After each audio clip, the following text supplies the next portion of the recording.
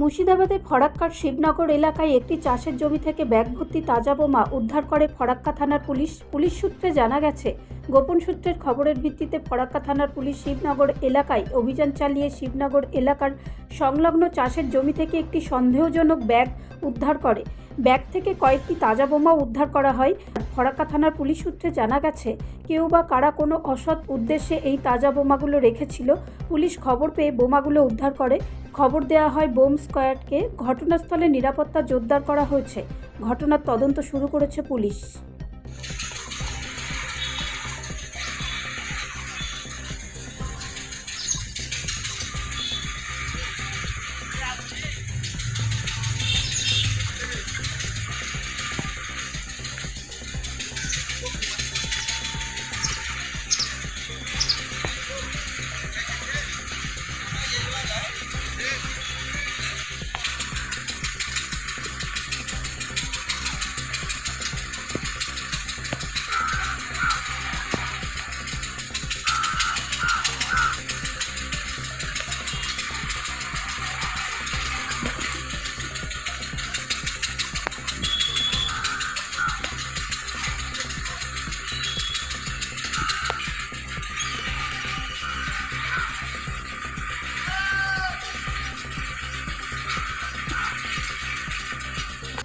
Bureau report, রাষ্ট্রীয় প্রসার বাংলা।